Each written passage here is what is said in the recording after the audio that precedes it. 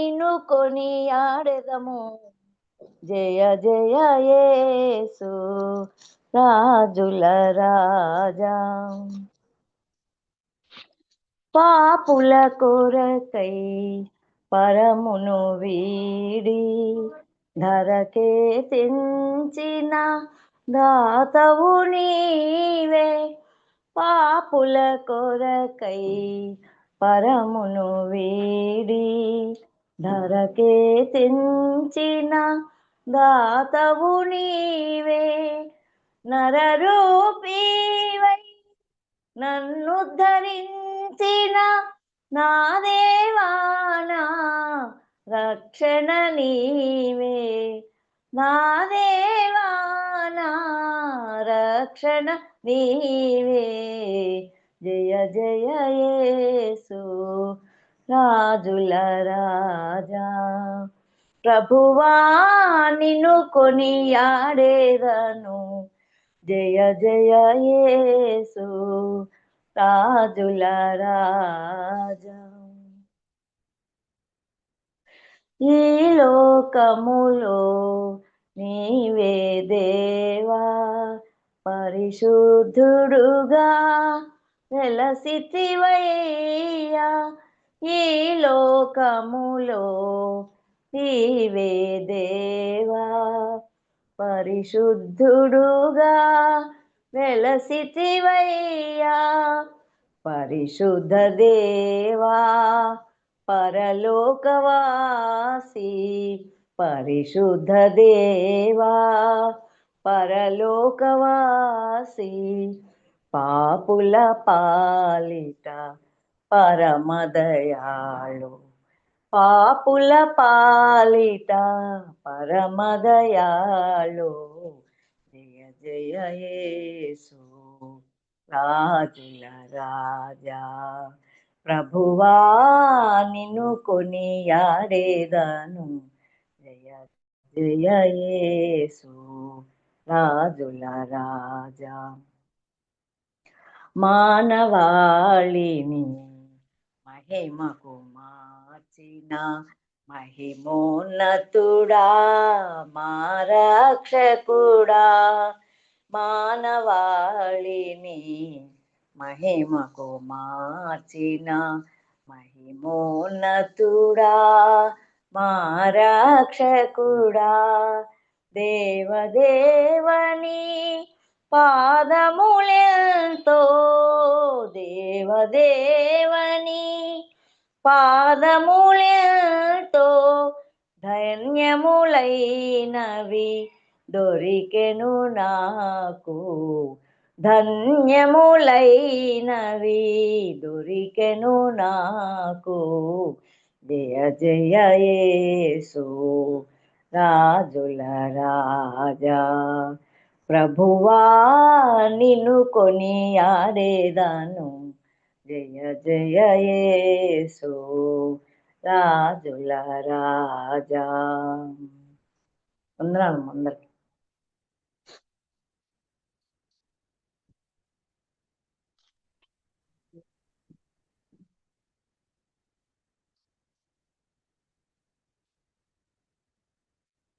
దేశంలో మరొకసారి ఈరోజు దేవుని వాక్యం చెప్పడానికి సిద్ధంగా ఉన్నారు.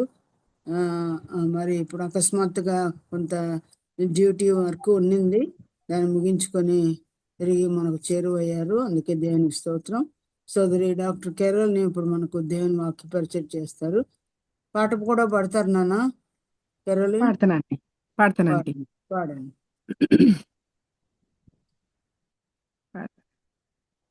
అందరికీ ప్రైజ్ లార్డ్. ప్రభు ఇచ్చిన కృపను బట్టి ఈరోజు మీతో ఇట్లా జాయిన్ కావడానికి దేవుడు చూపించిన మహాకృపను బట్టి దేవునికి నేను వందనాలు చేస్తున్నా. నాకు అవకాశం ఇచ్చిన ఆంటీకి కూడా నేను వందనాలు చెల్లిస్తున్నాను. మరి అనుకోకుండా ఒక కేసు వీడియో పెట్టుకుంటారు ఆంటీ. వీడియో పెట్టుకుంటారు. వీడియో అంటే అస్సలు బాగాలేనా ఆంటీ, ఇప్పుడు వచ్చిన ఇట్లా చెమటలు గార్చుకుంటే అందుకని పెట్టలే ఆంటీ. పెడతా ఆంటీ కొంతసేపు చేస్తా, కొంతసేపు ఓకే.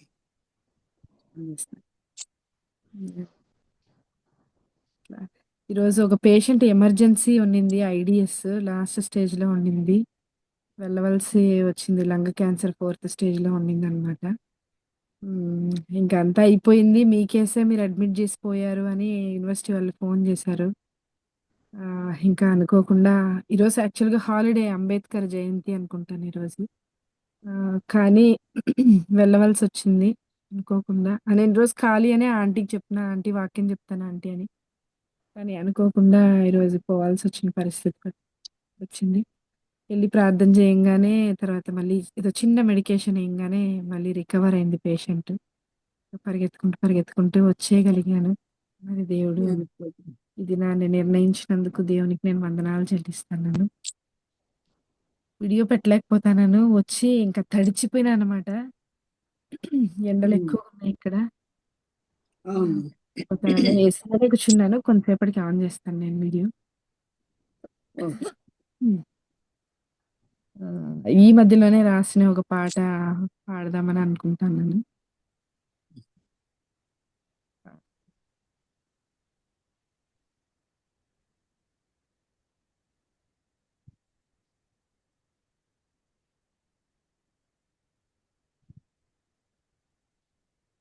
ఇది రాసి పెట్టుకున్నాను. నాకెక్కడో కనిపించడం లేదనమాట. అందుకని ఎతుకుతా ఉన్నాను.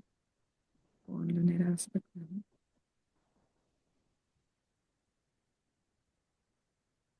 పాడతా. తండ్రి నీ పూర్ణ చిత్తం చేయుటయే నాకిష్టం. నీ సన్నిధిలో ఉండుటయే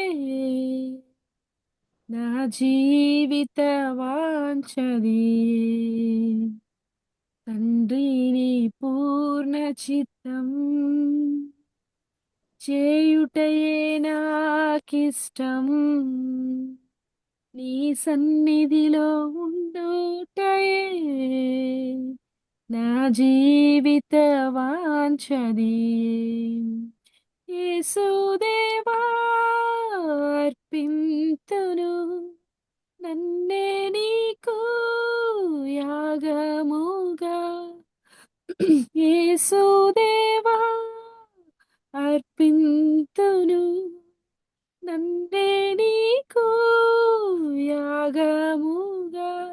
అంగీకరించు స్వీకరించు నా హృదిలోనే నివసించు.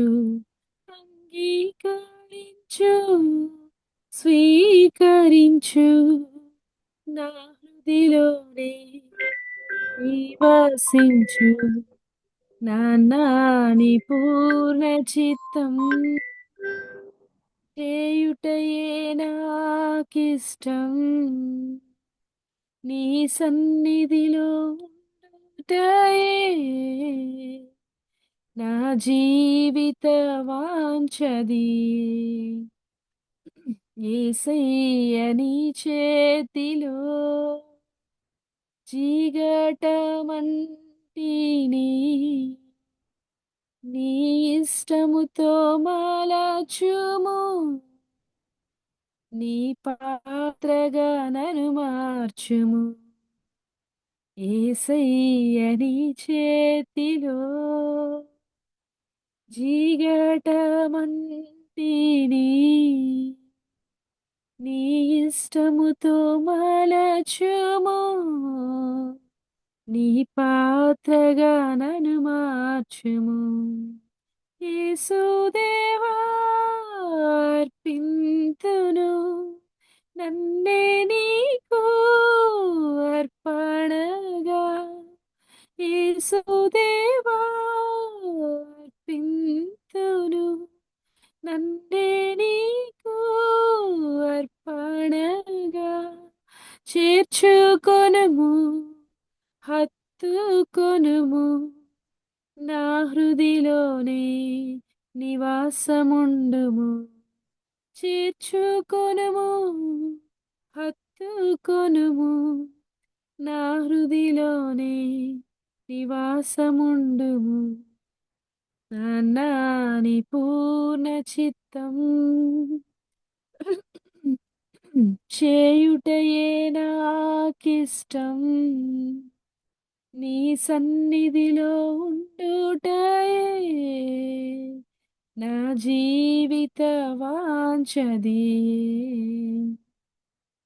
నాని పూర్ణ చిత్తం చేయటమే నాకిష్టం, నీ సన్నిధిలో ఉండుటయే నా జీవిత వాంఛది.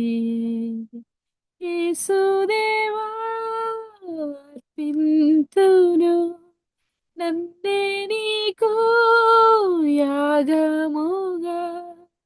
యేసుదేవా అర్పింతును నన్నే నీకు యాగముగా.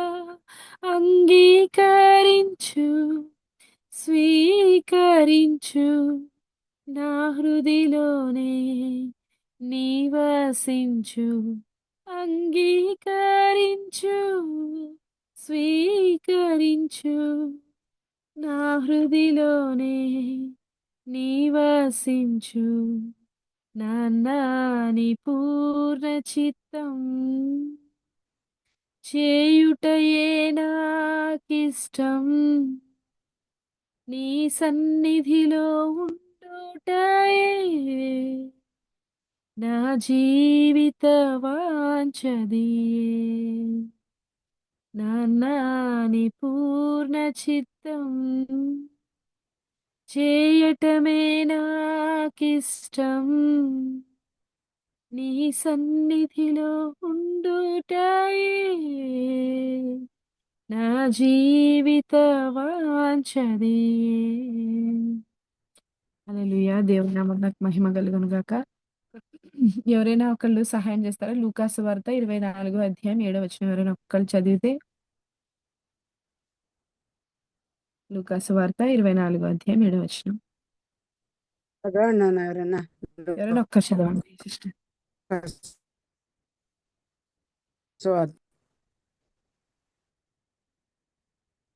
మనుష్య కుమారుడు ఆ, పాపిష్టులైన మనుషుల చేతికి అప్పగింపబడి ఆ, సిలువ వేయబడి 3వ దినమందు లేవవలసి ఉన్నదని ఆయన మీతో చెప్పిన మాట జ్ఞాపకం చేసుకున్నాడని వారితో అనిరి. చాలు చాలా అండి. ఈ ఇది పెద్ద మాటగా అనిపించింది నాకు. చాలా పెద్ద మాటగా అనిపించింది. మనుష్య కుమారుడు పాపిష్టులైన మనుషుల చేతికి అప్పగింపబడి సిలువ వేయబడి 3వ దినమందు లేవవలసి ఉన్నదని ఆయన మీతో చెప్పిన మాట జ్ఞాపకం చేసుకోండి వారితో చెప్పారనమాట. లూకాసు వార్త అంటే నాకు చాలా ఇష్టం. ఆ, అంటే ఎపిస్టల్స్ పక్కన పెడితే సువార్తల్లో లూకాసు వార్త అంటే చాలా ఇష్టం. ఎందుకంటే ఒక్క వచనం చదివితే ఎవరు ఎప్పుడు ఎక్కడ ఎందుకు ఎలా రాశారో అని 5 విషయాలు ఒక్క వచనంలోనే పొందుపరుస్తాడనమాట లూకా. సో, అట్లాగే ఈరోజు లూకా రాసిన ఈ మాట నేను ప్రార్థనలో కనిపెడుతున్నాను. నిన్న మొన్నటి నుండి ఆంటీ గారికి చెప్పినప్పటి నుండి గూడా ఏం చెప్పాలా ప్రభువా? ఏం చెప్పాలా ప్రభువా? అని ప్రార్థన చేస్తున్నప్పుడు ప్రభు నా హృదయంలో ఉంచిన ఈ మాటలు మీతో పంచుకోవాలని నేను ఇష్టపడుతున్నాను. ఒకవేళ నేను ఫాస్ట్‌గా చెప్తా అంటే ఒక్క మాట ఎవరైనా మెసేజ్ చేయండి. స్లోగా చెప్తా. ఎక్కడికెళ్ళినా గూడా ఈ కంప్లెయింట్ ఒకటే రైజ్ చేస్తాను. సిస్టర్ మీరు ఫాస్ట్‌గా చెప్తారని. ఒక్కదాని కోసమే. హ్మ్. సరే అండి. కొంచెం స్లోగానే చెప్తాను నేను. ఆహ్, ఈ మాటలు ఉపోద్ఘాతము ఎందుకు, ఎక్కడ, ఎవరు, ఎవరితో చెప్పారు అనే మాట మీకిప్పటికే అర్థమైపోయి ఉంటది. కాకపోతే నేను నాకంటే ఒక శైలి ఉంటది కదా! ఆ శైలిలో చెప్పుకుంటూ వస్తాను. యేసుప్రభువుల వారు అలా 3:30 ఏడే సంవత్సరం పెట్టండమ్మా, ఏడే పెట్టండి, కొంచెం ఏడే పెట్టండి, కాదు చూస్తాం. వీడియో పెట్టాలమ్మా పెడతామ్మా కొంతసేపు తర్వాత పెడతా. ఆహ్, యేసుప్రభువుల వారు నేనే ఉన్నా నేనే చెప్తున్నా.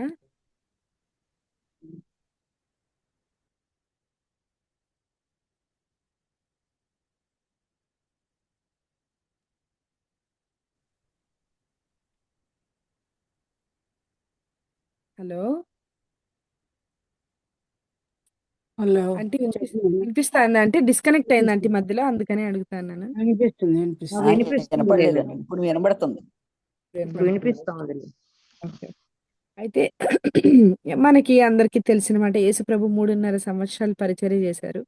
చాలామంది ఈ లోకంలో పరిచర్య చేసినోళ్ళని చూస్తాం మనము. అట్లాగే శిష్యుల్ని ఏర్పాటు చేసుకున్నోళ్ళని మనం చూస్తాము. కానీ అందరు శిష్యులు వాళ్ళ మరణం తర్వాత శిష్యుల సంఖ్య క్రమేణా తగ్గిపోవడం మనం గమనిస్తాం. కానీ యేసుప్రభు చనిపోయి తిరిగి లేచిన తర్వాత ఆయన్ని చూసిన వాళ్ళు, విన్నవాళ్ళు, కన్నవాళ్ళు, ఆయనతో ఉన్నవాళ్ళు కొద్దిమందైనా ఈరోజు ప్రపంచమంతా యేసుప్రభుకు శిష్యులుగా మార్చబడినారనమాట. అది యేసుప్రభు వాళ్ళ వారి యొక్క గొప్పతనం. అయితే ఈ మాట నేనిక్కడ ఎందుకు చెప్పాల్సొచ్చిందంటే 3.5 సంవత్సరాలు ఆయన పరిచర్య చేసిన తర్వాత ఆయన చనిపోయి మరణించి తిరిగి లేచారు. అన్ని సమాధులు మూసివేయబడి ఉన్నాయి. ఒక్క యేసుప్రభు సమాధి మాత్రమే తెరిచుంది అంటే అర్థం ఏంటంటే ఆయన సమాధిలో లేడు. ఆయన సింహాసనం మీద కూర్చున్న దేవుడు అని. హల్లెలూయా! దేవుని నామమునకు మహిమ కలుగును గాక. మరైతే ఈ 3.5 సంవత్సరం ఆయన ఏం చేశాడంటే, చాలామంది పురుషులను, స్త్రీలను ఆయనకు శిష్యులుగా చేసుకొని, వారికి వాక్యం చెప్పడం, ప్రభువుని గురించి, తండ్రి రాజ్యాన్ని గురించి ప్రకటించడము, వాళ్ళ ముందే గొప్ప గొప్ప కార్యాలు చేశాడు. యాయిరు కుమార్తెను బాగు చేశాడు. 5 రొట్టెలు 2 చేపలు ఇచ్చాడు. తర్వాత నడుము వంగిపోయిన స్త్రీని బాగు చేశాడు. లాజరు సమాధి దగ్గరికెళ్ళి లాజర్‌ని బయటికి లేపాడు. ఇంకా మనం చూస్తే ఒక కప్పు అంటే ఇంటి కప్పు విప్పి ఒక అబ్బాయిని లోపలికేస్తే అసల ఇంకా ఆహ్, అంతవరకు అనారోగ్యంగా ఉన్న ఆ పిల్లోడు అప్పుడు ఆ రోజు ఆరోగ్యం పొందడము, ఆ రోజు బాగుపడటము, లేచి నడిచేయటము. ఇంక ఇవన్నీ మనం చూస్తాం. చానా చానా గొప్ప కార్యాలు, గొప్ప అద్భుతాలు. మనుషులు అంతవరకు భూమి మీద మనుష్య చరిత్రలోనే జరగనన్ని కని, విని, ఎరుగని అద్భుతాలు చేసినాడు. అట్లాంటి అద్భుతాలు చేసిన యేసు ప్రభు ఈ స్త్రీలందరూ గూడా ఆయనకి పురుషుల గుంపే గాదు, ఒక స్త్రీల గుంపు గూడా ఉంది. ఈ స్త్రీలందరూ గూడా ఆయన్ని చాలా ప్రేమించినారు, వెంబడించారు, ఆయన పాదాలు గడిగినారు, ఆయనకు భోజనం చేసి పెట్టారు, పరిచర్య చేసినారు. అట్లా బాగా చేసిన వాళ్ళు 5,000 మంది యేసుప్రభుని వెంబడించిన వాళ్ళున్నారు. ఆ 5,000 మంది నేననుకుంటాను రొట్టెల కోసము, చేపల కోసమే వెంబడించారేమో! లేకపోతే 5,000 మంది కథల కోసం మాత్రమే వాళ్ళ శరీరానికి, వాళ్ళ ఆత్మకు, వాళ్ళ మనసుకి కొంచెం ఉపశమనం కోసం మాత్రమే ఆహ్, యేసుప్రభుని వెంబడించారేమో గానీ, ఈ స్త్రీలలో నాకు బాగా నచ్చిందేంటి అంటే, ఆయన చనిపోయాడు. ఆయన దగ్గర ఇంక అద్భుతాలేం లేవు. ఆయన అంతవరకు బ్రతికున్నంత వరకు రాజునన్నాడు. నేనే రాజుని అనన్నాడు. వీళ్ళందరూ అనుకున్నారు ఆయన రాజ్యంలో మేముంటామని. ఇప్పుడు ఆ ఆశలన్నీ అడియాశలయిపోయినా సరే, యేసుప్రభువుని వెతుక్కుంటూ మనకులాగా అంటే మనం చూస్తాం మామూలుగా ఎవరైనా చనిపోతే మూల కూర్చొని ఏడుస్తా ఉంటారు. మనకు నచ్చిన వ్యక్తులు చనిపోతే, మనకు నచ్చిన మనుషులు ఎవరైనా చనిపోతే మనం ఏడుస్తాం. ఇంకా నా జీవితం గూడా వద్దని అనుకుంటాం. కానీ వీళ్ళలో నాకు బాగా నచ్చిన విషయం ఏంటంటే, అవతల వైపు లోకమంతా ఏడుస్తుంది. లోకమంతా చీకటి కమ్ముకుంది. వీళ్ళు మాత్రం ఏం జేస్తున్నారు అనంటే, యేసుప్రభు చనిపోయిన శరీరానికి నిజంగా ప్రేమించారు గాబట్టి యేసుప్రభు శరీరానికి అత్తరు రాయటానికి, సుగంధ ద్రవ్యాలు రాయటానికి అవి తయారు జేస్తున్నారు. సిద్ధం జేస్తున్నారు. కూర్చోలా, ఏడుస్తూ పడుకోలా, లేకపోతే బెడ్‌షీట్ కప్పుకొని పడుకోలా, లేకపోతే ఇంట్లో ఉండిపోలేదు. వీళ్ళు ఏం జేస్తున్నారంటే, దే ఆర్ ప్రిపేరింగ్ వాళ్ళు వాళ్ళని వాళ్ళు సిద్ధం జేసుకుంటున్నారు. అంటే నాకు అర్థమైన విషయం ఏంటంటే, వాళ్ళు మనిషి చనిపోయినా సిద్ధపరచుకుంటారు. మనిషి బ్రతికున్నప్పుడు వాక్యంతో సిద్ధపరచుకున్నారు. చనిపోయినప్పుడు ఆ శవానికి రాయడానికి సిద్ధపరచుకుంటన్నారు. అంటే ఏ పరిస్థితి అయినా గూడా ఇక్కడ మనకు నేర్పించే ఒక మాట నాకు బాగా నచ్చిన మాట ఏంటి అంటే, స్త్రీని మనం ఎప్పుడు సంఘంగా జూస్తాము. ఇక్కడున్న స్త్రీల సంఘము, ఇక్కడున్న ఆ దేవుని చేత నిర్మించబడిన ఆ సంఘం ఎట్లాంటి వాళ్ళు అంటే సిద్ధపాటు కలిగి ఉన్నారంట ఆళ్ళు. మనకులాగా రేపు చూద్దాంలే అని అనుకోలేదు. మనకులాగా రేపు మాట్లాడదాంలే. ఆయన లేని చూద్దాంలే అని అనుకోలేదు. లేకపోతే ఆయన లెగుస్తాడా అని ఏమి అనుకోలేదు వాళ్ళు. ఒక్కటే చేసారు. వాళ్ళు చెయ్యాల్సిన పని ఏదైతే ఉందో, వారికి ఏది చేత అవుతదో, వాళ్ళు ఏది దేవునికి చేయగలరో దానికోసం సిద్ధపరచుకున్నారు. అయితే నేను ఈ మాట సిద్ధపడుతూ ఉన్నప్పుడు ప్రభువు నా హృదయంలో ఉంచిన మాట ఏంటంటే, వీళ్ళంట యువతల చనిపోయిన యేసుప్రభు కోసం సిద్ధపడుతున్నారంట. శరీరానికి సుగంధ ద్రవ్యాలు రాయటానికి సిద్ధపడుతుంటే, యేసుప్రభు అవతల ఏం జేస్తున్నాడంటే, ఆయన పునరుత్థానాన్ని సిద్ధం జేస్తున్నాడంట. అంటే నాకు అర్థమైన మాట, ఈ ఫస్ట్ మాట నాకు బాగా నచ్చిన మాట ఏంటంటే, యువతల మనిషి యువతల ఆ సంఘం, సిద్ధపడిన సంఘం క్రీస్తు శరీరానికి అంటే శవం కోసం సిద్ధపరచబ సిద్ధ సిద్ధప సిద్ధం చేసుకుంటుంటే, దేవుడు మాత్రం వాళ్ళ సిద్ధపాటుని జూసి, ఆయన పునరుత్థానాన్ని సిద్ధం జేస్తున్నాడంట. ఈరోజు నేనిక్కడ ఒక మాట జెప్పాలనుకున్నా. నువ్వు దేనికోసం సిద్ధపరచుకుంటున్నావో నాకు తెలీదు. కొంతమంది అసలు సిద్ధపాటే ఉండదు. కొంతమందికైతే అసలింక అలర్ట్‌నెస్సే ఉండదు. మనం చేద్దాము, చెందుదాము అన్నదే ఉండదు. కానీ వీళ్ళు వాళ్ళు సిద్ధపరుచుకుంటున్నది ఒకటే, ఒకదాని కోసం. కానీ దేవుడు వీళ్ళ కోసం వేరే దాన్ని సిద్ధపరిచాడు. మామూలుగా మనం అనుకుంటాం గదా! ఆయన మనమేం జేస్తామంటే మన హృదయాన్ని సిద్ధపరుస్తాం. ప్రభా! నా హృదయంలోకి రా అని రక్షణ కోసం సిద్ధపరిస్తే ఆయనంటాడు, మీరు కంటికి కనబడనివి, చెవికి వినబడనివి, హృదయానికి గోచరం కానివి నేను మీకోసం సిద్ధం జేశా. మనమంటాం ప్రభా! నాకు కనిపించిన పరిధిలో ఇది నువ్వు చెయ్యి ప్రభువా! ఈ కార్యం కోసం నేను సిద్ధపడుతున్నానంటే ప్రభు అంటాడు, నేను జేసే కార్యాలు భూమి కంటే ఉన్నతమైనవి, ఆకాశం కంటే గొప్పవి. అవి మీ హృదయము గ్రహించలేనివి. నా మార్గములు మీ మార్గాల వంటివి కాదు. నా తలంపులు మీ తలంపుల వంటివి గాదు. ఈరోజు ఇక్కడ వింటున్న ప్రతి ఒక్కరికి నేనొక మాట చెప్పాలనుకున్నా. ఒక గుడ్ న్యూస్ చెప్పాలనుకున్నా ఏంటంటే, మనము ప్రిపేర్ అవుతాం. దేనికి ప్రిపేర్ అవుతున్నామంటే, మన పిల్లల చదువు కోసం ప్రిపేర్ అవుతాం. లేకపోతే రేపు వంట కోసం ప్రిపేర్ అవుతాం. చాలా సార్లు పెళ్లి కోసం ప్రిపేర్ అవుతాం. చాలా సార్లు ఫంక్షన్ కోసం ప్రిపేర్ అయితాం. కానీ ఈరోజు నువ్వు దేని కోసం ప్రిపేర్ అవుతున్నావో నాకు తెలీదు. ఒకవేళ నీ ప్రిపరేషన్ గనక ఆత్మీయమైన ఆత్మ కోసము సిద్ధపాటు నీకుంటే, దేవుడు నువ్వు అనుకున్నది కొంచెమే, కానీ ఆయన గొప్పగా చేయబోతున్నాడు. గొప్పదాన్ని సిద్ధపరిచి నీ ముందుకు తీసుకురాబోతున్నాడు. దావీదంట ఎప్పుడు సిద్ధపడేవాడంట. అంటే బైబిల్ చెప్తది, చరిత్ర కూడా చెప్తది. ఎప్పుడు ఎట్లా సిద్ధపరచుకునేవాడంటే తనని తను మనం ఏమనుకుంటామంటే, దావీదు జీవితం ఎట్లాంటిదంటే ముందు నుండి ఇంటికెళ్ళి భోంచేయలేడు. వెనక నుంచి వెళ్ళాలి. ఎందుకంటే దావీదు తల్లిదండ్రులు దావీదుని ఎలక్షన్ కార్డ్‌లోను, ఓటర్ కార్డ్స్‌లోను వేటిలో పెట్ల.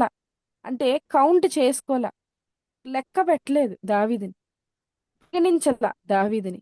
అయితే అందుకు దావీదు లైఫ్ ఎట్లాంటిది అంటే, అనుకుంటాడంట కూర్చొని, ప్రభువా! నేను నా చైల్డ్‌హుడ్ మిస్ అయిపోయినా, నా స్కూలింగ్ మిస్ అయిపోయినా, నా అడాలసెన్స్, నా యూత్ మిస్ అయిపోయినా, అందరూ క్రికెట్‌కి పోతున్నారు. నేను పోలేకపోతున్నా. అట్లా అంత బాధలో గూడా ఏం చేయడం దావీదు మొదలుపెట్టాడంటే, ప్రిపేర్ అవుతున్నాడంట. ఎట్లా ప్రిపేర్ అవుతున్నాడంటే, రాయి తీసుకొని గిర్ర, గిర్ర, గిర్ర, గిర్ర, గిర్ర, గిర్ర తిప్పి కొడితే టక్కుమని ఏ టార్గెట్ ఉందో ఆ టార్గెట్‌లో హిట్ అవుతది కరెక్ట్‌గా.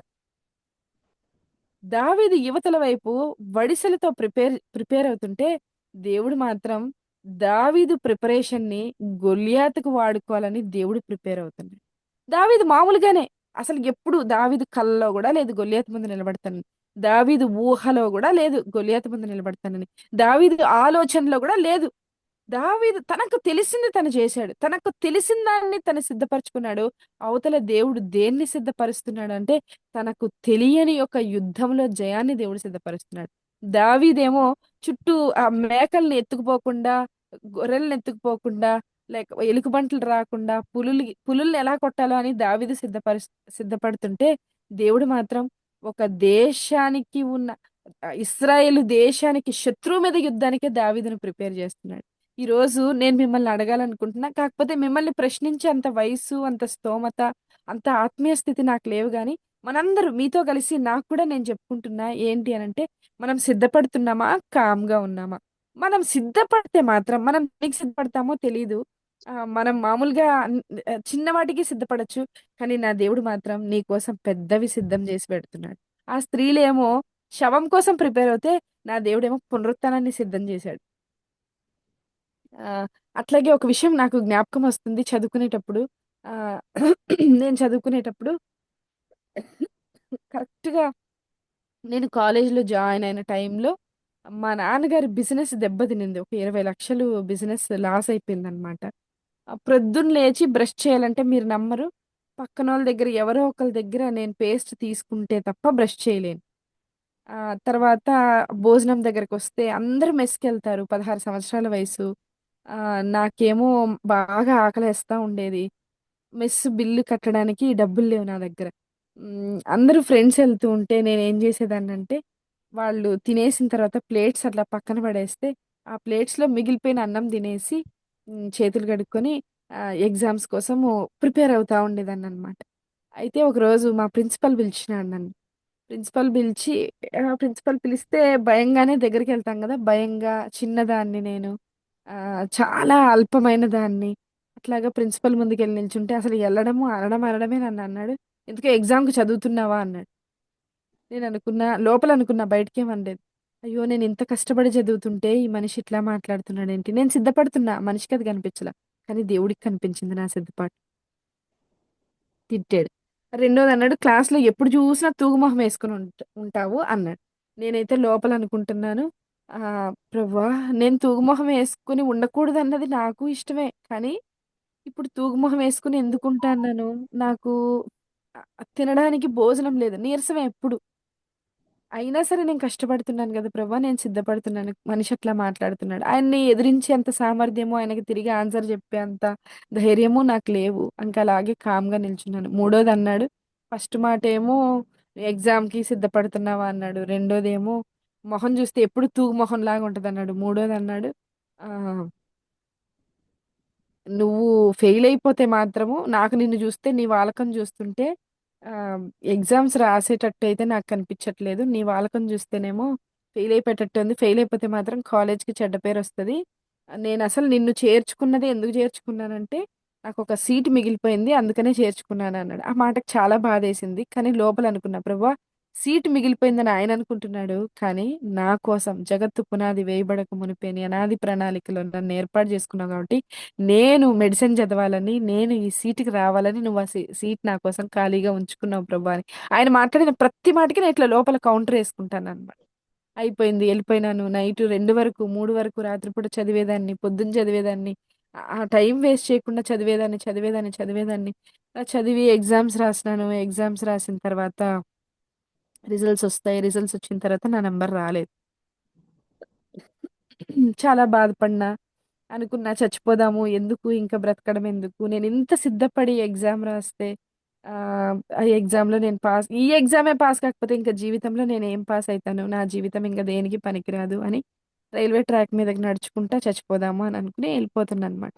ఎళ్ళిపోతుంటే మా కాలేజ్ వాచ్‌మ్యాన్ సైకిలేసుకొని రైల్వే ట్రాక్ మీద తొక్కుకుంటా గట్టి గట్టిగా పిలుస్తున్నాడు వెనక నుండి. అమ్మా! అమ్మా! కేరోలిన్, కేరోలిన్ అని పిలుస్తున్నాడనమాట. ఎందుకా ఈయన ఇట్లా పిలుస్తున్నాడని వెనక్కి తిరిగి చూస్తే, "ఎందుకు పోతున్నావమ్మా అక్కడికి? ప్రిన్సిపల్ నిన్ను రమ్మంటున్నాడమ్మా. ప్రిన్సిపల్ పిలుస్తున్నాడమ్మా" అన్నారు. నాకు తెలుసు ఎళ్తే ప్రిన్సిపల్ ఏం జరుగుతదో ఇప్పుడు నాకు తెలుసు. అయితే నేను రానులే నా ఎక్కన నేను రాను. ప్రిన్సిపల్ ఇప్పుడు తిడతాడు ఖచ్చితంగా. అంటే, "లేదమ్మా నిన్ను వెంట పెట్టుకొని రమ్మన్నాడు. ఎక్కు సైకిల్ ఎక్కు పోదాము. అసలు నువ్విక్కడ ఎందుకున్నావు" అని నన్ను తీసుకెళ్ళి హాస్టల్‌కెళ్ళి ఫాస్ట్‌గా కోటేసుకొని, ఆప్రాన్ ఏసుకొని అన్నీ పెట్టుకొని ప్రిన్సిపల్ దగ్గరికి పోయి ఎదురుగా నిలబడి ఏడుస్తున్నా. కన్నీరు గారుస్తున్నా. కన్నీరు కారుస్తుంటే ఆయన ప్రిన్సిపల్ ఎప్పుడు కోప్పడే మనిషి. ఎప్పుడు కాసర బేసరగా ఉంటాడు. అట్లాంటి మనిషి దగ్గరకొచ్చి "ఎందుకు ఏడుస్తున్నావు?" అన్నారు. నేనన్నాను, "సార్ నేను సిద్ధపడ్డాను సార్. నేను ఫస్ట్ క్లాస్‌లో పాస్ అవ్వడానికి సిద్ధపడ్డాను సార్" అనంటే ఆయన నా భుజం మీద చెయ్యేసి ఆయన టేబుల్ వరకు తీసుకుపోయి కంప్యూటర్ మానిటర్ అంతా నా వైపుకి తిప్పి, "చూసావా ఒకసారి చూడు మానిటర్" అన్నాడు. చూసాను సార్. నాకేం కనిపించట్ల. కళ్ళల్లో నీళ్ళు అట్లా కారిపోతున్నాయి. ఏం కనిపించడంలే.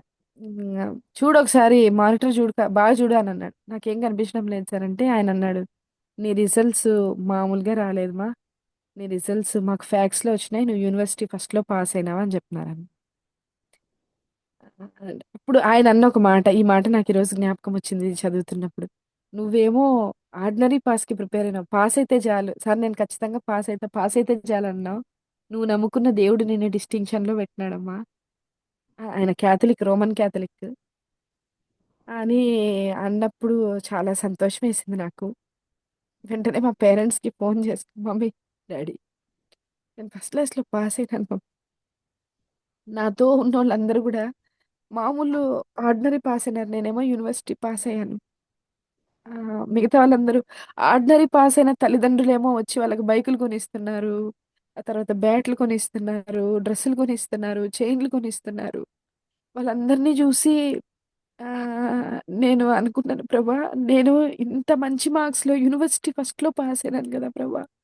మరి నేను జెప్తే మా అమ్మోళ్ళు గూడా అట్లనే రిసీవ్ చేసుకుంటారేమో అనుకుని, మా పేరెంట్స్‌కి చెప్తే మా అమ్మ, మా డ్యాడీ ఇద్దరు ఒకటే మాట అన్నారు. "నీకు ఫీజు కట్టే పరిస్థితిలో మేము లేము. బిజినెస్ అంతా లాస్ అయిపోయింది. నువ్వు కాలేజ్ ముగించుకొని ఇంటికొచ్చేయి" అని అన్నారనమాట. అంటే నేను మా అమ్మని, మా డ్యాడీని అడిగినా, "డ్యాడీ, మమ్మీ, నాకు ఒక 2 రోజులు టైం ఇయ్యండి. ఇంత పాస్ చేసిన దేవుడు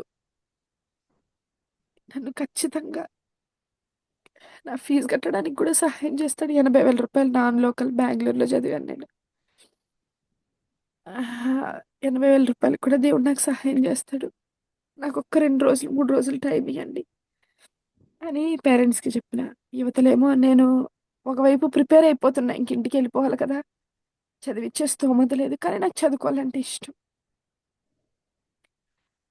2 డేస్ ప్రేయర్ చేసుకున్నా. ప్రభువునడిగిన. ప్రభు కృతజ్ఞతాస్తుతులు చెప్పా. ప్రభువా ఇంతవరకు సంతోషం ఒకవైపు, కానీ బాధ ఒకవైపు. చాలా సార్లు మన జీవితం ఇట్లనే ఉంటది. సంతోషం ఉంటది. ఒకవైపు ఇంకొక వైపు ఏం జరుగుతదో అన్న భయం ఉంటది. బాధుంటది. సో, అట్లాగా నేను ప్రార్థన చేసుకున్నాను. 3 రోజులు అయిపోతుంది. ఇంకా ఫోను జేసేసి మా అమ్మకెళ్ళిపోదాము, ఇంటికెళ్ళిపోదామని లగేజ్ సర్దుతున్నాను. అప్పట్లో పోస్టొచ్చేది. Acknowledgement post, register post. Register పోస్ట్‌లో అక్నాలెడ్జ్‌మెంట్ ఉంది నాకు. అక్నాలెడ్జ్‌మెంట్ వస్తే చూస్తేనేమో స్లిప్పు ఎవరో రూ. 80,000 ఫీజు కట్టేసినారు. కట్టేసినట్టు ఆ స్లిప్పొచ్చింది. మా అమ్మకి ఫోను చేశాను, మా డ్యాడీకి ఫోను చేశాను. ఎవరో రూ. 80,000 కట్టేశారు. వాళ్ళు తిట్టిన మాటలు పక్కన పెడితే అసలు విషయం చెప్తా. రూ. 80,000 ఎవరో నాకు కట్టేశారమ్మా. నేను రేపటి నుంచి నేను ఉండిపోతాను ఇక్కడే. కాలేజ్‌కెళ్తాను రేపు నేను అన్నాను. కాలేజ్‌కి రెడీ అయ్యి ఎళ్ళాను. మా ప్రిన్సిపల్ నాకెదురొచ్చాడు. నాకెదురొచ్చి మామూలుగా ఎప్పుడు మనం ప్రిన్సిపల్‌కి గుడ్ మార్నింగ్ చెప్తాం. ఆ రోజు ప్రిన్సిపలే నాకు గుడ్ మార్నింగ్ చెప్పిన. గుడ్ మార్నింగ్ సార్ అని అన్నా. నిన్న మొన్న రాలేదే క్లాస్‌కి అని అన్నాడు. ఏం లేదు సార్ అని అన్నా. మామూలుగా ఉండిపోయాను. ఫీజు స్లిప్ వచ్చిందా నీకు అని అడిగారు. వచ్చింది సార్ అని అన్నా. ఎవరు కట్టారో తెలుసా అని అడిగారు. తెలీదు సార్ నాకు ఎవరు కట్టారో అని నేనంటే ఆయన అన్నాడు. నేను కాలేజ్‌లో సీట్ ఎక్కువైపోతే నీ మొఖాన సీట్ పడేశాను అని అన్నా. ఎప్పుడు తూగు మొహం అని అన్నా. ఎన్నో మాటలు నిన్నన్నా. అన్ని మాటలు నువ్వలాగా కామ్‌గా తలదించుకొని ఎళ్ళిపోయినావు. ఎంత బాధపడ్డావో నువ్వు నాకు తెలీదు. కానీ నువ్వు తిరిగి మాట్లాడుంటే ఇంత ఎఫెక్ట్ ఉండేది గాదేమో. నువ్వు తిరిగి మాట్లాడకుండా నీ చదువులో నువ్వు దాన్ని నిరూపించుకున్నావు. అందుకే నాకనిపిచ్చింది నా ఒక నెల జీతం రూ. 40,000. నా 2 నెలల జీతం రూ. 80,000 నేను నీ ఫీజు కట్టేశాను. నువ్వింక కాలేజీకి ఈ సంవత్సరం అంతా హ్యాపీగా రావచ్చు. నువ్వేమి ఇబ్బంది పడొద్దు అని. ఈ మాట నేనెందుకు చెప్పొచ్చానంటే, చాలా సార్లు మనం చాలా చిన్న వాటికి సిద్ధపడతాం. కానీ దేవుడు మనకు సిద్ధపరిచి ఏం ముందుకు తీసుకొస్తాడో తెలుసా? కంటికి కనబడంది, చెవికి వినబడంది, హృదయానికి గోచరం కాంది. ఆ స్త్రీలు ఎప్పుడు ఎక్స్‌పెక్ట్ చేయలా. ఆ యేసు ప్రభు శరీరముగా మారిన దేవుడు మళ్ళీ గలిలయ దగ్గర నుండి ఆత్మస్వరూపిగా పరలోకానికెళ్ళిపోతాడని ఎప్పుడు ఆలోచించలా. ఎప్పుడు ఊహించలా.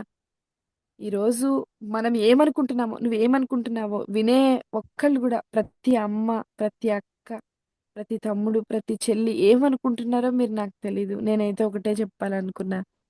నువ్వు దేనికోసం సిద్ధపడుతున్నావో నాకు తెలీదు. నా దేవుడు మాత్రం గొప్ప విషయాల కోసం నిన్ను, నన్ను ఒక తరంగా లేపుతున్నాడు. ఒక తరంగా సిద్ధపరుస్తున్నాడు. దావీద్ చేసిన చిన్న ప్రిపరేషనే. కానీ అదొక పెద్ద పెద్ద వార్ ఒక దేశం మీద వార్ మీద ఒక విక్టరీని ఆ ప్రిపరేషన్ డిక్లేర్ చేసింది. ఈరోజు ప్రిపరేషన్ లేకుండా ఉన్నామేమో. పెళ్ళికెళ్తే సిద్ధపడతామే. ఎక్కడికన్నా ఎవరింటికన్నా ఎళ్ళాలంటే సిద్ధపడతామే. అట్లాగే దేవుని సన్నిధికి వస్తున్నప్పుడు సిద్ధపడితే ఎంత బావుంటది. దేవుడు మనకిచ్చిన భవిష్యత్తు కోసం సిద్ధపడితే ఎంత హాస్పిటల్‌కెళ్ళేటప్పుడు కూడా సిద్ధపడతాం. అయితే ఈరోజు నా తరపు నుండి మీకందరికీ నేను విజ్ఞాపన చేయాలా, ప్రకటన చేయాలని ఏమనుకున్నానంటే నువ్వు సిద్ధపడు. దేనికోసమో తెలుసా? అనారోగ్యం కోసం గాదు. దేవుడు నీకు ఆరోగ్యం ఇవ్వబోతున్నాడు అని సిద్ధపడదాం. మనం సిద్ధపడదాం దేనికో తెలుసా? మన నిన్నటి కంటే మన భవిష్యత్తును దేవుడు గొప్పగా అలంకరించాడు అని సిద్ధపడదాం. మనం సిద్ధపడదాం. దేనికంటే ఈరోజు, నిన్న మనం అనుభవించిన ఈ దుఃఖము, ఈ కన్నీరు రేపు ఆనందనాట్యంగా మార్చబడబోతుంది అని మనం సిద్ధపడదాం. సిద్ధపడతాం నీకు చేతవుతే. ఆయన ఏర్పాటులో ఉన్న గొప్ప కార్యాన్ని తీసుకొచ్చి మన ముందు పెడతాడు. ఈరోజు నువ్వు దేనికోసం ఏడుస్తున్నావో, దేనికోసం కన్నీరు గారుస్తున్నావో, ఇంట్లో ఏది కొరతగా ఉందో నాకు తెలీదు కానీ, నీ ప్రిపరేషన్ కొరతగా ఉందని కామ్‌గా కూర్చుంటే ఏం గాదు. కొరతగా ఉన్నదాన్ని మనం ప్రార్థనలో సిద్ధపడదాం. దేవుడు ఖచ్చితంగా ఆయన కొలతలో దాన్ని నీ కొరతని ఆయన కొలతలో తీసుకురాబోతున్నాడు. హల్లెలూయా! నాకీ మాట చెప్పాలని చాలా అనిపించిందనమాట. అందుకనే ఈ మాట తీసుకున్నాను. తర్వాత రెండవది అంటే ఒక మాట నేను జెప్పాను. రెండో మాట హ్మ్. ఏమని చెప్తదంటే వాళ్ళు నాకు బాగా నచ్చిన మాటేంటంటే, మనమైతే సాకులు చెప్తాం. ఏదన్నా చెయ్యండి, ఏదన్నా చెందండి అంటే, నాకు ఇట్లా పరిస్థితుంది, నాకట్లా పరిస్థితుంది అని జెప్తాం. ఆ స్త్రీలు ఒకవేళ 6 మందున్నారో, 12 మందున్నారు. ఒకవేళ 12 అనుకో, 30 అనుకుందాం. మరి 30 మంది స్త్రీలైనా గూడా, ఆ బండను తీయగలుగుతారా? తీయలేరే! మరి ఏ ధైర్యంతో వచ్చారు వాళ్ళు అని నేను ప్రార్థన చేస్తున్నప్పుడు ప్రభువు నాతో అన్నారు, ఆ స్త్రీలు బండను చూడలేదంట. బండ వెనక ఉన్న క్రీస్తుని చూసారంట. బండ కనిపించలే ఇంక. ఎప్పుడైతే వాళ్ళు బండ వెనకున్న క్రీస్తుని చూసారో, ఆ బండనెలా దొర్లించుకుంటాము? లేకపోతే దాని మీద సీలేసేశారు. రోమా సైనికులున్నారు. ఇవేమి ఆలోచించలా. వాళ్ళ టార్గెట్, వాళ్ళ ఫోకస్ అంతా గూడా యేసయ్యే. యేసయ్య శరీరమే. వాళ్ళు ప్రిపేర్ చేసింది ఆయనకి పూసేయాలి, ఆయనకి రాసేయాలి, ఆయనకిచ్చేయాలి. అదొక్కటే పెట్టుకున్నారు. ఆయన ఆ బండని వాళ్ళసలు చూడలేదు. బండ వెనకున్న క్రీస్తుని చూడగలిగారు. హల్లెలూయా! ఈరోజు ఈ మాటను బట్టి నేను మీకొకటి చెప్పాలనుకున్నా. ఏమనంటే, చాలా సార్లు మనం పరిస్థితుల్ని జూస్తాం. పరిస్థితులు వెనకున్న దేవుని శక్తిని చూడగలిగితే, ఎక్కడో పుస్తకంలో నేనిలా చదివాను. ఏమనంటే, అన్ని పక్షులంట వర్షం బడుతుంటే, వర్షం ఎదురొస్తే అంటే, పైన ఆకాశంలో గాలికి ఇటు వర్షం బడినా, అటు వర్షం బడినా, వర్షం గాలికి ఎదురీదలేక ఆగిపోతాయంట. కానీ గ్రద్ద. ఈ పక్షిరాజు మాత్రం ఏం జేస్తదంటే, వర్షం పడుతున్నా సరే ఈదుకుంటా అవతలికెళ్తదంట. అంటే ఆ వర్షాన్ని, ఆ గాలిని, ఆ ఫోర్స్‌ని దాటుకొని అవతలికెళ్తదంట. ఎందుకు అంటే సైంటిస్ట్‌లు ఈ మధ్యలో కనుక్కున్నారు. ఏంటి అనంటే, వర్షాన్ని చూడదు. వర్షం అంటే మేఘం వర్షం పడతది పైకెళ్తే. మళ్ళీ కొంత స్థలం కొంత ప్రయాణం చేసిన తర్వాత ఆహ్, వర్షం ఆగిపోతది కదా! సో, అట్లాగా వర్షాన్ని చూడదంట. ఆ వర్షం వెనకున్న ఎండని చూస్తదంట. వర్షం వెనకున్న తన గమ్యాన్ని చూస్తదంట. వర్షం వెనకున్న తన పరిస్థితిని చూస్తదంట. తన పరిస్థితిని చూడదు. వర్షం వెనకున్న ఆ గొప్ప కార్యాన్ని చూస్తదంట. ఈరోజు దేవుడు నిన్ను, నన్ను ఏం చూడాలనుకుంటున్నాడు? ఎలా ఉండాలని మనం కోరుకుంటున్నాడు అంటే, మన పరిస్థితిని చూసేవాళ్ళం గాదు. మన పరిస్థితి వెనకున్న దేవుడి హస్తాన్ని చూసేవాళ్ళంగా ఉండాలని కోరుకుంటాను. చాలా సార్లు చీకటిని జూసి మనుషులు జెప్తారు. అమ్మో! ఈరోజు చాలా చీకటిగా ఉంది. రాత్రి చీకటిగా ఉంది. వర్షం పడతది అని అంటారు. కొన్నిసార్లు కొద్దిమంది వాసన బట్టి చెప్తారు. పోపు వాసన బాగొస్తుంది. ఈరోజు పప్పు చాలా బావుంటది. పప్పు తాలింపు చాలా అంటే వాళ్ళు వాసనని జూసి రుచిని ఎస్టిమేట్ జేస్తున్నారు. వాళ్ళు పైకున్న పైనున్న చీకటిని జూసి వర్షాన్ని ఎస్టిమేట్ జేస్తున్నారు. ఈరోజు నేను మీతో చెప్తున్నా, మన చుట్టూ ఉన్న పరిస్థితిని చూసి, రేపు మన జీవితంలో దేవుడు చేయబోయే కార్యాన్ని మనం ఎస్టిమేట్ చేయాలి అంటాను నేను క్రైస్తవులు. జరిగిన తర్వాత నమ్మేవాళ్ళు అన్యులండి. జరగక ముందు నమ్మేవాడే విశ్వాసి. మనల్ని దేవుడు విశ్వాసులుగా, ఆత్మీయులుగా, గొప్పవారిగా, శక్తి కలిగిన వారిగా, అధికారం కలిగిన వారిగా పిలిచాడు. ఎందుకు పిలిచాడు అట్లాగా దేవుడు అనంటే, మనము గూడా మన ఆత్మీయ దృష్టి, మన శారీరక దృష్టి అవ్వచ్చు. మన చుట్టూ ఉన్న పరిస్థితులు అవ్వచ్చు. కానీ మన ఆత్మీయ దృష్టి ఎట్లా ఉండాలి అంటే, నాకు వాళ్ళని జూసి నిజంగా ఆశ్చర్యం అనిపించింది. ఏ ధైర్యంతో లోపలికెళ్లారు? అసలు ఆ బండనెలా తీసేసుకోగలుగుతారు? ఆ బండనెలా దాటి లోపలికెళ్ళగలుగుతారు? ఎళ్లారు. గొప్ప కార్యం అక్కడ దేవుడు చేశాడు. వాళ్ళు బండను చూడలేదు. యేసుప్రభుని చూసారు. నువ్వు ఏది చూస్తావో అది నీ జీవితంలో స్థిరపరచబడతది. నువ్వు అనారోగ్యం చూస్తే అనారోగ్యమే ఉంటది. నువ్వు పాపంని చూస్తే పాపమే ఉంటది. నువ్వు శాపాన్ని చూస్తే శాపమే ఉంటది. నువ్వు కొరతను చూస్తే కొరతే ఉంటది. మనం సమృద్ధిని చూద్దాం. విశ్వాసంలో చూద్దాం. మనం విశ్వాసంతో ఏది చూస్తే అది మన జీవితంలో స్థిరపరచబడతది. ఈరోజు ఈ స్త్రీలు మనకు నేర్పిస్తున్నారు. ఏంటి అనంటే విశ్వాసంతో మనం చూడాలని, విశ్వాసంతో మనం పొందుకోవాలని, విశ్వాసపు కార్యాల్ని మనం కనిపించవవి. అందుకే పౌలంటాడు గదా! దృశ్యములు అనిత్యములు, అదృశ్యములు నిత్యములని. మనం చూసేటివి కొంతకాలమే. మనం అనుభవించేటివి కొంతకాలమే. కానీ మనము చూడనివి శాశ్వతమైనవి. మనము చూడనివి మన జీవితంలో చిరస్థాయిగా ఉంటాయి. ప్రభువు వాక్యం సెలవిస్తోంది. అతడు పొందిన గాయములో నీకు స్వస్థత. అతడు పొందిన గాయములో నీకు అనారోగ్యం అని చెప్పలా. అనారోగ్యం కొద్ది కాలమే. కానీ దాని వెనక ఉన్న ఆరోగ్యాన్ని మనం జూస్తాం. దాని వెనక ఉన్న ఆశీర్వాదాన్ని మనం జూస్తాం. ఆహ్, నాకు ఒక విషయం జ్ఞాపకమొస్తుంది. ఈ మాట చెప్పాలనుకుంటున్నాను నేను. ఈ మధ్యలో ఒక మీటింగ్‌కెళ్ళడానికి ఈ కిడ్స్ క్యాంప్ ఒకటి జేస్తున్నాం గదా! ఈ కిడ్స్ క్యాంప్ కోసము పోస్టర్ జేయాలని అనుకున్నాను నేను. నేను వేరే దగ్గర ఎక్కడో ఉన్నాను. శ్రీలంకలో ఉన్నాను. ఆ టీమ్ అందరూ గూడా ఇండియాలో ఉన్నారు. వాళ్ళకి చెప్తుంటే ఒక్కొక్క మాట వాళ్ళకి చెప్తుంటే 30 ఫోన్‌లు చేస్తున్నారు. నాకేమో అక్కడ డ్యూటీ. అక్కడేమో అందరితో మాట్లాడాలి. పేపర్ ప్రెజెంటేషన్స్‌లో నేనున్నాను. వీళ్ళకి చెప్పలేకపోతున్నాను. ఇంక ఏమనిపించిందంటే నేనేం చేశానంటే ఒక పోస్టర్ తీసుకున్నాను. అంటే ఎవరిదో అంతా చేసేసారు వాళ్ళు ఆ పోస్టర్. ఆ పోస్టర్‌లో ఏం చేశానంటే ఎడిటింగ్ అప్లికేషన్‌లోకెళ్ళి నా ఫోటో, వాళ్ళ ఫోటో, పేరు తీసేసి నా ఫోటో, పేరు పెట్టేసాననమాట. ఏం జేయలా. మొత్తం ఏ పార్ట్‌కి ఆ పార్ట్ వచ్చేస్తే అంత మ్యాటర్ ఉంది. నీట్‌గా ఉంది.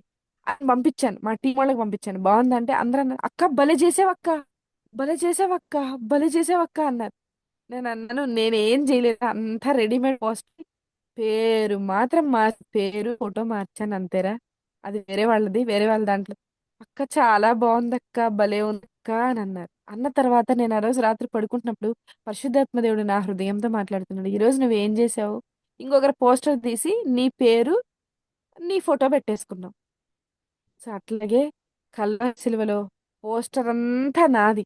సిలువ నాది, రక్తం నాది, ప్రవాహం నాది, శక్తి నాది, దెబ్బలు నావి, అన్నీ నావే. అన్నీ నేను భరించిన. ఈరోజు ఏం చేస్తున్నానో తెలుసా?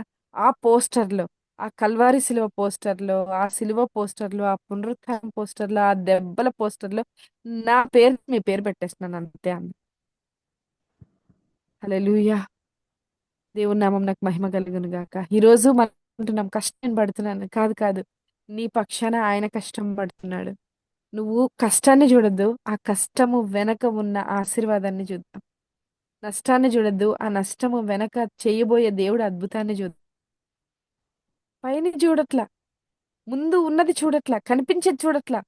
కనిపించని దాన్ని చూసే విశ్వాస వీరులుగా దేవుడు నిన్ను నన్ను పిలిచాడు. ఆ విశ్వాసాన్ని మనం చూద్దాం. ఈరోజు ఇంట్లో కష్టమే, బాధే, శ్రమే, బియ్యం లేవు, ఉప్పు లేదు, పప్పు లేదు. తర్వాత డబ్బులు లేవు. పరిస్థితులు బాగాలేవు. పిల్లలకి ఆరోగ్యం బాలేదు. మన పిల్లలు చెడిపోయారు. ఎన్నో ఉన్నాయి. కానీ వాటి వెనక దేవుడి హస్తాన్ని చూద్దాం. తర్వాత మనం చూస్తున్నాము యుద్ధాలు జరుగుతున్నాయి. మన దేశ పరిస్థితి వేరు. తర్వాత దీన్నేమంటారు? ఆర్ఎస్ఎసోళ్ళు, బజరంగ దళోళ్ళు, బీజేపీ వాళ్ళు ఏం జరుగుతున్నాయో మీకు తెలుసు. నేనింకేం చెప్పక్కర్లా.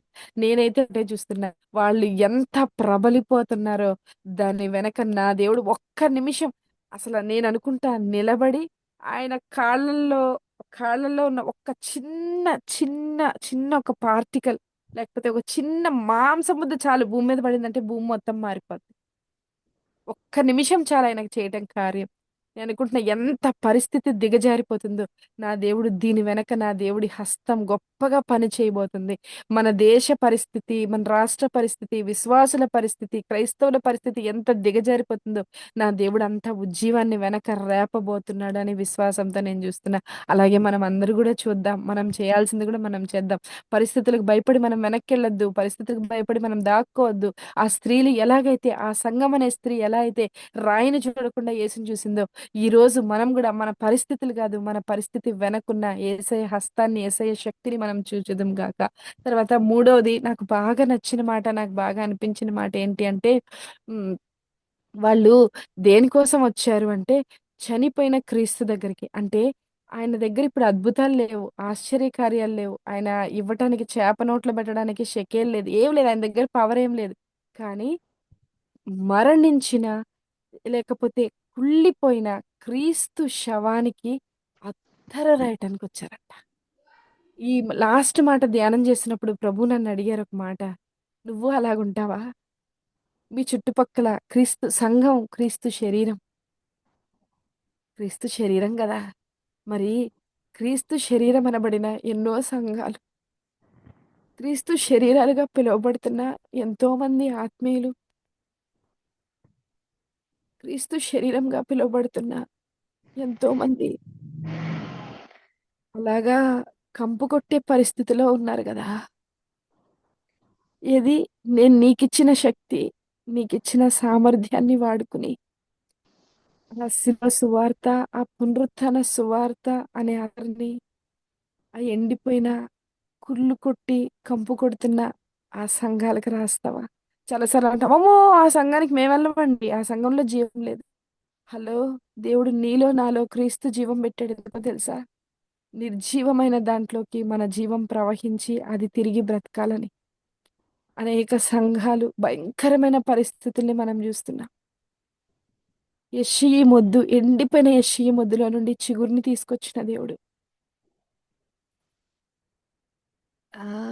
ఏలీయా నిల్చుని చుట్టూతా పచ్చి కట్టెలు తీసుకొచ్చి ఆ కట్టెను మళ్ళీ నీళ్ళతో తడిపితే పరలోకపు అగ్గినొచ్చి ఆ కట్టెల్ని తిరిగి మండించినట్లు ఈరోజు ఆహ్, నేననుకుంటున్న ఎన్నో సంఘాలు అలా పచ్చి కట్టెలుగా మారిపోయినాయి. ఎన్నో సంఘాలు యెష్షయి మొద్దులుగా మారిపోయినాయి. ఎన్నో సంఘాలు కుళ్ళిపోయిన, కంపు కొట్టే క్రీస్తు శరీరాలుగా మారిపోయినాయి. అయితే నువ్వు ఆ స్త్రీ లాంటి దానివైతే, నువ్వు సిద్ధపడిన వ్యక్తివైతే, రాయిని చూడని వ్యక్తి, రాయి వెనకున్న క్రీస్తును చూసే వ్యక్తివైతే, నువ్వు కూడా అలాంటి సంఘాలకి సువాసన రాస్తావా? ప్రభు నన్నడిగిన మాట మీ ముందు నేను తీసుకొస్తున్నా. మీ ముందు చెప్పాలనుకుంటున్నా. యెహెజ్కేలుతో అంటాడు, యెహెజ్కేలు ప్రిపేర్ అయిన చర్చిని నేను నీకు ఇవ్వలా యెహెజ్కేలు. ఎండిపోయిన ఎముకలతో ఉన్న సంఘాన్ని నేను నీకు ఇస్తున్నా. మాట్లాడు. నువ్వు మాట్లాడితే అవి బ్రతుకుతాయి. నువ్వు మాట్లాడు. యెషయాతో అంటాడు, నా ప్రజలు ఎద్దు తన కామందు నెరుగును, గాడిద తన సొంతవాని దొడ్డి నెరుగును. ఇశ్రాయేలీయుల ప్రజలు నా మాట విననొల్లకైపోయారు. అయితే వాళ్ళని నీ చేతికి అప్పగిస్తున్నాను యెషయా.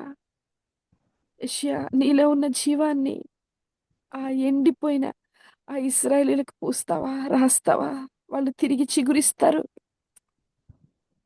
ఈరోజు నేను మీ ముందుకు తీసుకొచ్చాను. ఈ మాటని చెప్పాలనుకుంటున్నా. ఈ మాట చదువుతున్నప్పుడు నేను కన్నీటితో ప్రభుని అడిగా, ప్రభా నిజమే, సిద్ధపడిన సంఘాల దగ్గరికి వెళ్ళాలనుకుంటా, జనాల దగ్గరికి వెళ్ళాలనుకుంటా, పెద్ద పెద్ద స్టేజ్లు కావాలని కోరుకుంటా. ప్రభా,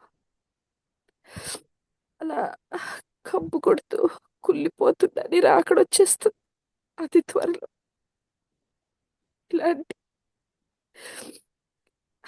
కంపు కొడుతున్న క్రీస్తు శవం అనే ఆ సంఘాల దగ్గరికి మమ్మల్ని తీసుకెళ్ళి ప్రభా, మేము రెడీ. వాక్యం వింటున్నా, నువ్వు రెడీ అయితే ఒక్కసారి నీ కుడి చేతి నీ గుండె మీద పెట్టుకో. ఒక చిన్న ప్రార్థన చేయాలనుకుంటున్నా. అడుగుదామా? ప్రభుని అడుగుదామా? పరిశుద్ధాత్మదేవా, నాతో మాతో మీరు మాట్లాడండి ప్రభా. నిజమే తండ్రి, పడుకుంటున్నాం చక్కగా 3 పూటలు తినేస్తున్నాం ప్రభు. అలా కంపు కొడుతున్న శరీరాలకి, కంపు కొడుతున్న సంఘాల కోసం కూడా నువ్వు రక్తం గార్చావు కదా ప్రభు. ప్రాణం పెట్టావు కదా. జీవం లేని నిర్జీవం అయిపోతున్న సంఘాల కోసం కూడా నువ్వు ప్రాణం పెట్టావు కదా ప్రభు. ఆ సంఘాలు కూడా ఎత్తపడాలి కదయ్యా. దేవా, నేను సిద్ధపడతా. ప్రార్థనలో, వాక్యంలో సిద్ధపడతా. ఆ కుళ్ళిపోయిన ఆ శవాలకి నేను అత్తరు రాయటానికి సిద్ధపడతాను ప్రభు. నాకు రక్షణ ఇచ్చావు, నాకు ఆయుష్ ఇచ్చావు, ఆరోగ్యం ఇచ్చావు, శక్తినిచ్చావు, జ్ఞానం ఇచ్చావు, అధికారం ఇచ్చావు, ఎన్నో ఇచ్చావు ప్రభా. మరి నా సువాసన ఇలాగ వేస్ట్గా వెళ్ళిపోకూడదు. నా అత్తరు, నేను సిద్ధపరిచిన అత్తరు, నా శరీరంలో ఉన్న పరిశుద్ధాత్మ శక్తి, నా ఆత్మలో ఉన్న పరిశుద్ధాత్మ శక్తి ఆ విధంగా వ్యర్థమైపోకూడదు ప్రభా. దేవా, నేను నా కుటుంబానికి, కుళ్ళిపోతున్న క్రీస్తు శవం అనబడే నా కుటుంబానికి నేను ఒక అత్తరుగా, ఒక సువాసనగా నేను అత్తరు రాయబోతున్నాను ప్రభా. నా కుటుంబం కోసం నేను అత్తరు రాస్తా. నా దేశానికి అత్తరు రాస్తా. నా రాష్ట్రానికి అత్తరు రాస్తా. మరి నలిగిపోతున్న ఎంతో మంది, నిర్జీవములో మగ్గిపోతున్న ఎంతో మందికి తిరిగి నేను అత్తరు రాస్తాను ప్రభా. నా కొమ్మును నింపావు, నా హృదయాన్ని నీ తైలంతో నింపావు. నేను ఊరుకుండను ప్రభా. నేను చేతులు కట్టుకుని కూర్చోను ప్రభా. దేవా, తిరిగి నన్ను మండించండి అయ్యా. తిరిగి నన్ను ఉజ్జీవింపచేయండి ప్రభా. నీ పరిశుద్ధాత్మ శక్తితో నన్ను బలపరచండి ప్రభా. నీ ఆత్మతో నన్ను నింపండి ప్రభా. దేవా మరొకసారి నన్ను మండించేసయ్యా, నన్ను బలపరిచేసయ్యా. దేవా సడలిపోయిన నా మోకాళ్ళని తిరిగి బలపరచండి ప్రభా. మీ ఆత్మ చేత నన్ను తాకండి ప్రభా. అడుగుదాం, ఒక్కొక్కళ్ళమే అడుగుదాం, ఒక్కొక్కళ్ళు అడుగుదాం. ప్రభా నీ ఆత్మ చేత నన్ను తాకేసేయా, నీ ఆత్మ చేత నన్ను బలపరిచేసేయా. నీ కృపా సమృద్ధిని విస్తరింపచే ప్రభా. మా కుటుంబాలు అలాగా కుళ్ళిపోయిన క్రీస్తు శరీరంగా ఉండకూడదు ప్రభా. మేము అత్తరు రాస్తాం, ఉన్నాయేమో అలాంటివి ఎన్నో. అయితే ఇప్పుడు నేను అత్తరు రాయబోతున్నాను ప్రభా. నేను అత్తరు రాస్తానేసయ్యా అని ఒక నిర్ణయం మనం తీసుకుందామా ప్రభు దగ్గర. పరిశుద్ధుడా నమ్మదగిన దేవా మీకు స్తోత్రం చెల్లిస్తున్నాను తండ్రి. నువ్వు ఎంతైనా నమ్మదగిన దేవుడు ప్రభా, కృపామయుడు అయ్యా. నువ్వు మా జీవితంలో ఎప్పుడు పనిచేసే దేవుడు తండ్రి. నువ్వు శాశ్వతుడైన దేవుడు ప్రభా. మీరు ఈ లోకానికి వచ్చారు, రక్తం కార్చారు, ఎన్నో మంచి మాటలు మాకు నేర్పించి మా హృదయాన్ని నీ భారంతో నింపారు ప్రభా. మీరు వెళ్ళిపోయారు. అతి త్వరలో నువ్వు రాబోతున్నావేసయ్యా. అతి త్వరలో మేఘాలలోకి నువ్వు రాబోతున్నావు తండ్రి. మేము కూడా ప్రభా ఈ నిర్జీవమైన ఈ సంఘాలకి అత్తరు రాసే వాళ్ళంగా, మా ఇంటి ఎదురుగా ఎంతో మంది నిర్జీవమైన వాళ్ళు ఉన్నారు. మా ఇంటి పక్కన ఎదురుగా ఎంతో మంది ఉన్నారు. మా సంఘాల్లోనే మా పక్కన కూర్చున్న వాళ్ళలోనే జీవం లేదు. మేము గ్రహిస్తున్నాం దాన్ని, కానీ మేము ఏం చేస్తున్నాం ప్రభా? ఈ రోజు మేము ఒక నిర్ణయం తీసుకుంటున్నాం అయ్యా. నువ్వు కార్చిన రక్తం వ్యర్థంగా పోకూడదు, నీ శిలువ యాగం వ్యర్థంగా పోకూడదు. నువ్వు వారి కోసం కూడా పెట్టావు కదా ప్రభా, నీ ప్రాణం పెట్టావు కదా. నువ్వు సువార్తల్లో చెప్తున్న కథల్లో ఎన్నోసార్లు మీరు అన్నారు ప్రభా, ఇదిగో రోడ్డు మీద వెళ్తున్న వాళ్ళని పెళ్లికి తీసుకురమ్మని అన్నావు. పిలిచిన వాళ్ళు రాలేదు, ఏర్పరచబడిన వాళ్ళు సైతం మరలిపోయే రోజులు ఇవి. కానీ ప్రభా నీ బిడ్డగా నేను ప్రార్థన చేస్తున్నానయ్యా. నీ బిడ్డగా మేమందరూ కోరుకుంటున్నాం, మా సొంత నిర్ణయాలు, మా సొంత ఆలోచనలు కాకుండా ప్రభా నీ ఆత్మశక్తితో మమ్మల్ని బలపరిచినందుకై నీకు వందనాలు చెల్లిస్తున్నాను తండ్రి. దేవా ఈరోజు మీరు మాట్లాడిన ప్రతి మాట నేనైతే నా నా పరంగా నేనైతే చాలా ఆశీర్వదించబడ్డాను. ఒక్కొక్క మాట చేత నేను దీవించబడ్డాను ప్రభా. దేవా ఈ మాటలు విన్న ప్రతి అమ్మని, అక్కని, చెల్లిని, తమ్ముడిని మీ చేతులకు అప్పచెప్తున్నా, అన్నల్ని మీ చేతులకు అప్పచెప్తున్నా, ప్రతి పెద్దోళ్ళని మీ చేతులకు అప్పచెప్తున్నాను అయ్యా. దేవా వారు నీ కొరకు బలమైన సాధనాలుగా, నీ కొరకు క్రీస్తు అత్తర్ని తయారు చేసుకుని, లెట్ దెమ్ ప్రిపేర్ లార్డ్, వాళ్ళు నీ కొరకు అత్తర్లుగా తయారు చేయబడుదురుగాక, నీ కొరకు సువాసనగా తయారు చేయబడి అలా కంపు కొడుతున్న కుళ్ళిపోయిన నీ శరీరాలకి, కుళ్ళిపోయిన సంఘాలకే వారు అత్తరు రాసే మనుషులుగా వారిని మీరు లేపబోతున్నందుకై నీకు వందనాలు దేవా. మాకు ఇచ్చిన బాధ్యత మేము తుది శ్వాస వరకు నమ్మకంగా కొనసాగించే కృప మాకు దయచేయండి. మా పోకడ మీరు అక్కడ ఆలస్యమైతే ఇంకొకసారి మమ్మల్ని ఈ విధంగా మీరు దర్శిస్తారని నమ్ముతూ నాకు ఇచ్చిన ఈ అవకాశాన్ని బట్టి నీకు వందనాలు చెల్లించుకుంటున్నాను అయ్యా. దేవా మరొకసారి మరి ఆంటీ ఆరోగ్యాన్ని మీ చేతులకు అప్పచెప్తున్నా, గ్రూప్లో ఉన్న ప్రతి బిడ్డల ఆరోగ్యాన్ని మీ చేతులకు అప్పచెప్తున్నా. ఏసునామంలో వారికి స్వస్థత కలుగును గాక, ఏసునామంలో అభివృద్ధి కలుగును గాక, ఏసునామంలో క్షేమం కలుగును గాక. దేవా వారి పరిస్థితులను కాదు, పరిస్థితుల వెనకున్న నీ హస్తాన్ని, నీ శక్తిని, నీ దర్శనాన్ని చూసే వ్యక్తులుగా తయారు చేయబడి విశ్వాసంతో ముందుకు కొనసాగిపోయే కృపను అనుగ్రహిస్తామని నమ్ముతూ మీకే మహిమ ఘనత ప్రభావంలో చెల్లిస్తూ యేసువారి నామం పేరట అడిగి జవాబు పొందినాం తండ్రి. ఆమేన్. ఆమేన్. ఆమేన్. ఆమేన్. ఆమేన్. ఆమేన్. ఒకసారి చూపించమా? ఒకసారి నేను ఇది వరకు చూశాను, మిమ్మల్ని గుర్తు రావలేదు. చేస్తానండి ఒక్క